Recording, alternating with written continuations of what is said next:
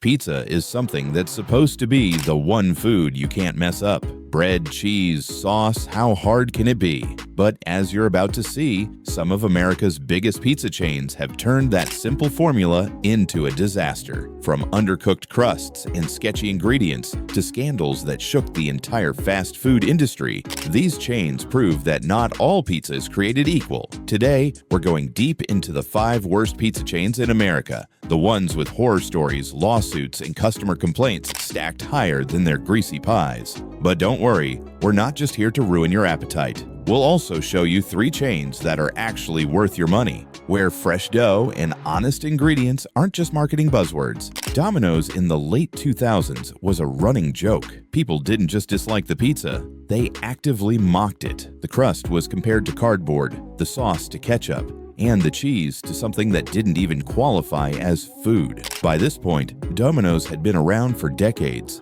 Founded in 1960 in Michigan, it grew into a powerhouse thanks to delivery speed and the iconic 30 minutes or less guarantee. But by the time the internet era rolled around, speed wasn't enough. People cared about flavor, and Domino's was failing miserably. So, in 2009, they did something no major chain had dared to try. They looked straight into the camera and admitted their food was terrible. National commercials showed focus groups ripping apart the pizza. One man literally called the crust like cardboard. Another described the sauce as tasting like ketchup. Domino's not only aired the insults, they agreed with them. Then they promised to reinvent their recipe from the ground up. The campaign was called Pizza Turnaround, and it wasn't just a rebrand. They actually reformulated their crust, changed the sauce, and adjusted the cheese. And for a while, it worked. Sales shot up, customers gave the chain another chance, and Domino's even became a case study in marketing classes about how honesty can rebuild trust. But honesty can only get you so far. Even today, Domino's lives in this weird middle ground. They've mastered the technology side of things. The Domino's app is slick. The pizza tracker has become a meme. They've experimented with delivery robots, drones, even self-driving cars. If you want convenience, Domino's is unmatched. But if you want a consistent meal, that's another story. You can browse customer reviews, and you'll find constant complaints. Raw dough, missing toppings, pizzas delivered cold, drivers who act like they're doing you a favor. Domino's is still everywhere. It's the world's largest pizza chain by sales, but its food continues to inspire jokes. For every customer who swears by the new recipe, there's another who insists it hasn't improved at all. Domino's won the war for speed, but flavor remains its Achilles heel. Next up, we have the famous Chuck E. Cheese, where pizza goes to die. Now, this is a place where childhood birthdays live forever, and so does bad pizza. Everyone knows you don't go there for the food. You go for the arcade games, the chaotic animatronics, and the noise level that could rival a jet engine. But in 2019, the pizza itself became the center of a viral scandal. A YouTuber named Shane Dawson posted a video claiming that Chuck E. Cheese recycled uneaten slices. He showed pizzas where the cuts didn't line up, where the pepperoni looked uneven, and where slices seemed stitched together from different pies. The conspiracy theory was simple. If a family didn't finish their pizza, Chuck E. Cheese allegedly took the leftovers, rearranged them, and served them to the next group. The company denied it, of course. They insisted every pizza was made fresh, but the internet wasn't convinced. Photos started circulating of mismatched pies. Customers claimed they'd noticed the same thing years before, but never said anything. Suddenly, Chuck E. Cheese wasn't just the land of bad pizza and birthday chaos, it was a meme factory. Even ignoring the conspiracy, the food has never been great. Reviews describe the crust as bland, the cheese as rubbery, and the sauce as watered down. One viral Reddit comment described Chuck E. Cheese pizza as if disappointment was edible. That line pretty much sums it up.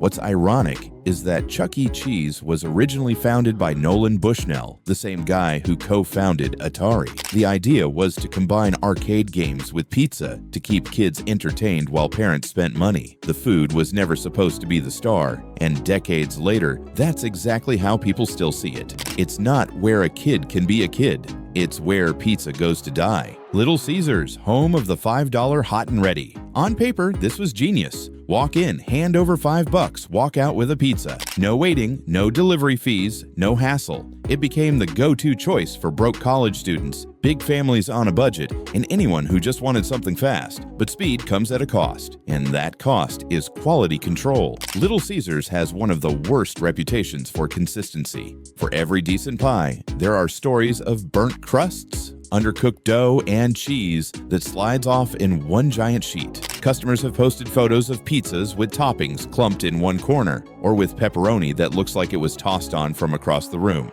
And then there are the sanitation scandals. In 2017, a location in Detroit was shut down after inspectors found pizza dough stored on the floor next to dead rodents. Other stores have been caught serving raw dough or storing ingredients improperly. Viral videos have shown employees using box cutters instead of pizza cutters. It's cheap, yes. It's fast, yes. But at some point, you realize you're paying $5 for food that tastes exactly like $5. The strange part is that Little Caesars is still massive. They're the third largest pizza chain in the United States, and their ads, especially the pizza slogan, are iconic. But in terms of reputation, they live in a strange limbo, beloved for affordability, hated for everything else. Once upon a time, Pizza Hut was king. In the 80s and 90s, nothing beat the experience of walking into a red roof Pizza Hut with its glowing stained glass lamps, vinyl booths, and a salad bar that seemed endless to kids. The atmosphere was cozy, but casual,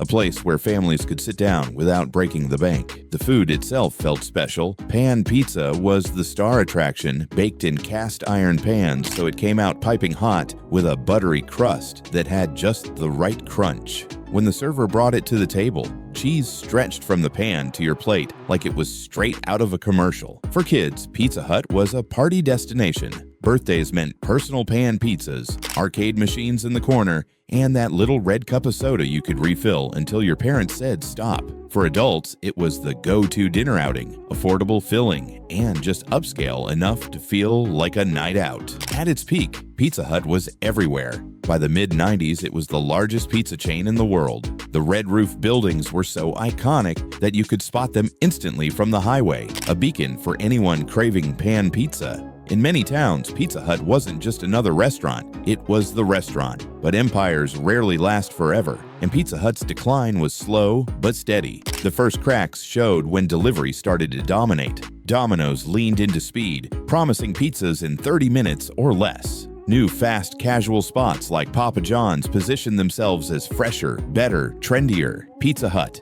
built on the dine-in model, struggled to adapt. By the early 2000s, the magic of sitting down in those red roof buildings felt outdated compared to the convenience of ordering from home. When Pizza Hut tried to pivot, it stumbled. Delivery-only locations started replacing dine-in restaurants, but the experience wasn't the same. People associated Pizza Hut with family outings, not just cardboard boxes. And worse, the food itself began to slip. Customers noticed greasy crusts dripping with oil, slices that arrived soggy, as if they'd been sitting under a heat lamp, ingredients that felt cheap and mass-produced. The special cast iron pan pizza lost its magic when it started tasting like it had been reheated from frozen. Former employees confirmed what customers suspected. Online threads described dough that sat in freezers for days before being used, cheese that was strictly portioned out by the gram, and managers under pressure to cut costs wherever possible. Corners were cut, quality was lost, and the brand that once stood for indulgence started to feel like a shadow of itself. Pizza Hut didn't take the decline lying down.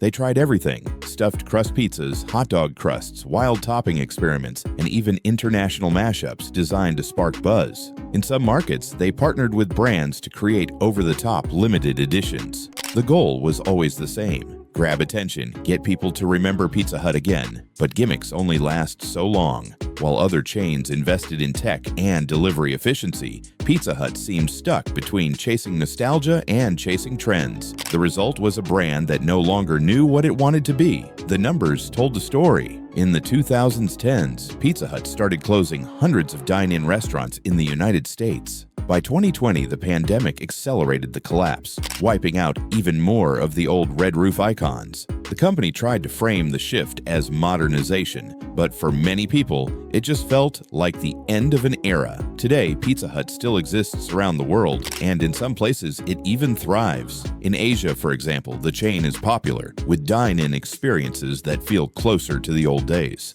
But in the United States, where it once ruled supreme, Pizza Hut often feels like a relic. People still recognize the logo, they still feel nostalgia when they see an abandoned red roof building turned into a pawn shop or a liquor store. But the food doesn't inspire the same loyalty. When people choose Pizza Hut now, it's often out of convenience, not craving. It's the place you order from when nothing else is open, not the destination it once was. The crown jewel of fast food pizza has turned into a backup option, struggling to stay relevant in a crowded market. And then comes Papa John's, the chain that may have the worst reputation of them all. Matter of fact, the chain marketed itself as the cleaner, fresher alternative to its competitors. With the slogan, "Better ingredients, better pizza," it pushed the idea that customers were getting something higher quality than the usual greasy takeout. For years, this worked. Papa John's positioned itself as the premium choice, sitting just above Domino's and Pizza Hut in reputation. At the center of it all was John Schnatter, the founder. His face was everywhere. He appeared in commercials, plastered his image across pizza boxes, and even stood alongside the NFL as the official pizza sponsor. For customers, Papa John's wasn't just a brand. It was his brand. The message was clear: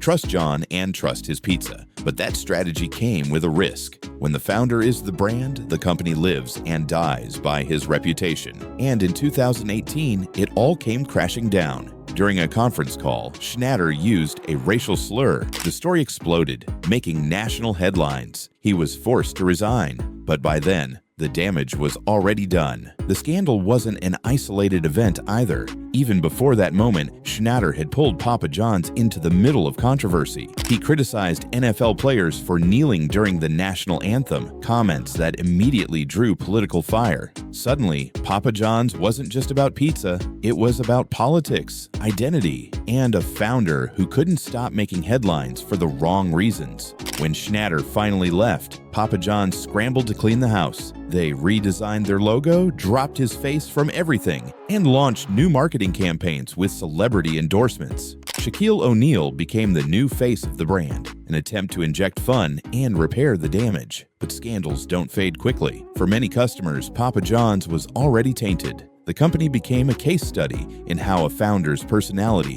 can sink an entire brand. And then there's the pizza itself, which didn't help their cause. Papa John's has long carried the reputation of being mediocre. Customers complain the crust is dry and bland, the sauce overloaded with seasoning, and the cheese nothing special. For a company that built its identity around better ingredients, the end product never seemed to live up to the promise. Online, the criticism piled up. Viral threads compared Papa John's pizza to a frozen supermarket pie, only greasier and more expensive. In blind taste tests, it rarely stood out from the competition. Some said it felt like the worst of both worlds, too pricey to compete with budget chains, yet nowhere near premium enough to justify the cost. For years, the garlic dipping sauce was Papa John's secret weapon. It was the one item that fans truly loved, the thing that made ordering a box worth it. People hoarded the little plastic tubs, dunking every crust into the golden liquid, but even that began to lose its magic.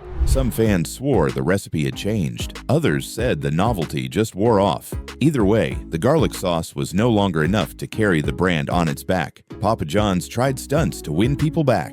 New menu items, limited-time toppings, and promotions designed to spark interest. But unlike Domino's, which reinvented itself with transparency and innovation, Papa John's never managed a true reinvention. The scandal stuck, the reputation for mediocrity lingered, and the brand struggled to define what it actually stood for. Today, Papa John's sits in a strange middle ground. It's not the cheapest option, it's not the best tasting option, and it's not scandal-free enough to win people over with image alone. The result is a chain that feels stuck in limbo, clinging to relevance in a pizza market that has passed it by. So, after all those disasters, is there any hope? Surprisingly, yes. A new wave of chains is doing things differently and actually getting it right. Take MOD Pizza. Founded in 2008 in Seattle, MOD is like the Chipotle of pizza. Walk in, pick your dough, pile on unlimited toppings, and watch it go into a blazing hot oven. A few minutes later, you've got a personal pizza customized exactly how you want it. No nickel and diming for extra cheese, no restrictions on toppings, Just endless combinations. Customers rave about the freshness. The dough tastes like real bread. The veggies don't look like they came from a freezer. The service is quick, but feels personal. Online, MOD gets consistent praise not only for its food, but also for its work culture. Happy employees usually make for better pizza, and that's exactly what MOD has tapped into. Then there's Blaze Pizza, another build-your-own chain, but with a different vibe. Backed by LeBron James, Blaze positions itself as fresher, trendier, and even healthier. The crust is thin and crisp, the toppings feel gourmet, and they offer options for vegans and gluten-free eaters that most big chains completely ignore. Walking into Blaze feels different. The branding is modern, the atmosphere is sleek, and the food doesn't feel like fast food. Customers online describe it as the chain you take someone to when you don't want to be embarrassed by Pizza Hut. It's still quick, still affordable, but it manages to feel like a step up from the usual suspects. Finally, there's Pieology. It's smaller than MOD or Blaze, but growing steadily. What sets Pieology apart is its variety of crusts. Cauliflower crust, gluten-free crust, traditional crust. They give customers choices most chains don't bother with. The toppings are fresher, the portion size is generous, and the price is reasonable. Fans online consistently rate Pieology as one of the best bang-for-buck pizza chains in the fast casual space. It doesn't have the baggage of Domino's or Papa John's, and it doesn't feel outdated like Pizza Hut. Pieology might not be a household name yet, but among people who've tried it, the reviews are overwhelmingly positive. So where does this leave us? The pizza chain wars show how fragile reputation really is. Domino's rebuilt itself by admitting failure, but it still struggles with consistency. Chuck E. Cheese will never escape its bad pizza stigma. Little Caesars thrives on price, but at the cost of quality. Pizza Hut went from cultural icon to afterthought. Papa John's imploded under scandal and mediocrity. Meanwhile, the upstarts MOD, Blaze, Pieology prove that people will pay a little more for freshness, customization, and the feeling that they're not just eating reheated cardboard. In the end, pizza is supposed to be simple. Dough, sauce, cheese. But these chains show how easily that simplicity can go wrong, or, if done right, how it can build a loyal following. So which pizza chain scarred you the most? Drop the name, the city, and what went wrong in the comments. I'm building a viewer-powered blacklist for a future deep dive. If this breakdown saved you from another greasy mistake, hit like, subscribe for more food truth-telling, and share this with the friend who still believes Papa John's has better ingredients.